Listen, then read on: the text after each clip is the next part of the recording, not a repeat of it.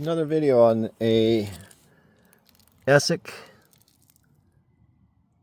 vr30RE.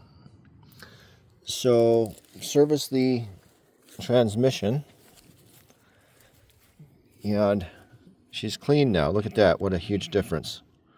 So I'm fixing to put the cover back on and put the shifter back on, grease this chain.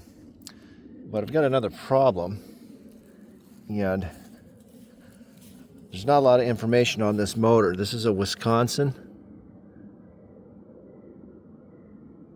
I believe. Let's see if we can get in here. AENLD.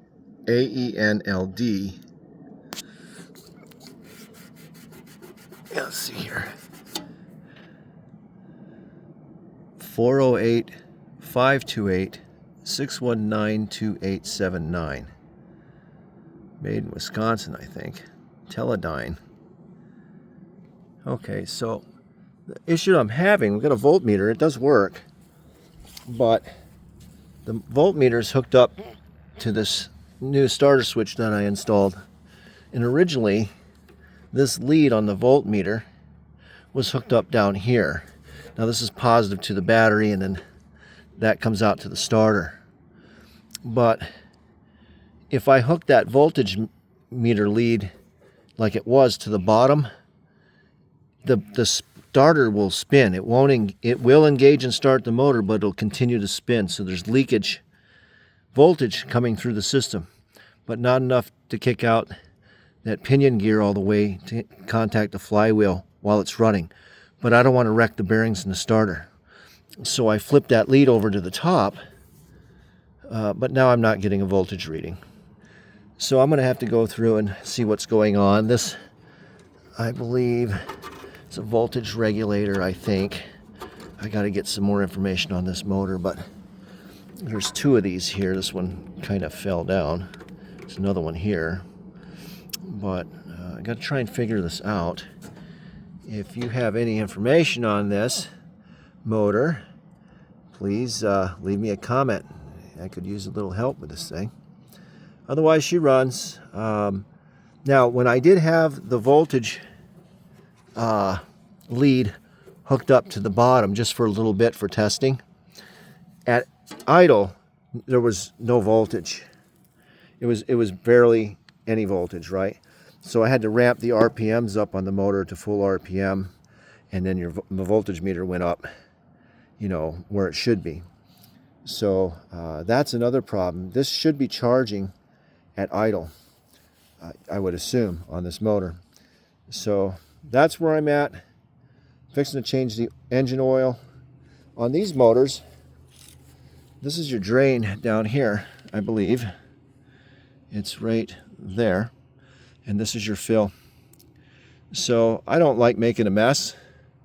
So I just went down and bought a new extractor, because my old one, the little diaphragm seal inside it on my Mighty Vac went out, and it's sitting in the garage, and I haven't had time to order another seal, and I can't find them in the store. So I had to buy that from Harbor Freight. Not as good as the Mighty Vac, but it'll do. So anyway, hopefully this helps somebody out. This motor runs pretty good. Get the charging figured out. I got to clean the air cleaner. The carburetor has already been gone through. My son, I believe he went through it. And it's running fine. So we'll get that done. I got to address this charging issue. Change the oil tonight. Work on the clutch for the vibratory system. Get that working. And we're good. I really don't need this to vibrate. This is all I'm really doing with this thing, is just, you know, fixing my driveway by patching it up. DOT approved patch stuff. And this was all washed out. You could see the substrate underneath. And we did this last night. So it turned out pretty good. I mean, for what it is. And eventually it'd be nice. We will have to rip up this driveway, and I'll probably replace it, but that's down the road. So we got more important chickens to fry before that. All right. So this is where we're at. If you have any info on this thing, the vibratory clutch, I'm going to get into the manual and see The 41-page manual, simple and easy. See if I can figure out the vibratory clutch and how that's supposed to engage and function properly and how to adjust it. But yeah, there we are. Not a bad little investment. You cannot go up a hill on this thing. It's slippy slidey. No way, unless it's fresh asphalt. So, for instance, can't do that. We found out. Well, I found out. All right. Have a great day. Oh, that's another thing I want to cover. So your shifting arm here, when you're adjusting the clutch in prior video, I was talking about the clearance that you have to have right here. So if you watch the prior video that I did, I'll explain to you how you can adjust these clutch packs. But you can see the clearance here, right there. Okay, and I used a feeler gauge, but to make sure the clearance on this set of clutches and this set of clutches here were the same. And you'll have to watch the other video. But it's kind of a trial and error. So if you want to make this simple, what you can do is put the shift arm on. Do your adjustments to the clutch and then shift. Make sure that shift goes into forward or reverse and it stays in the gear. If you tighten the clutch too much, it won't. This center piece will not go into the detent mode to hold it in gear. And that's a bad thing. So, and if it's too loose, it'll just slop into gear. So you want a firm response from the shifter to go into forward or reverse.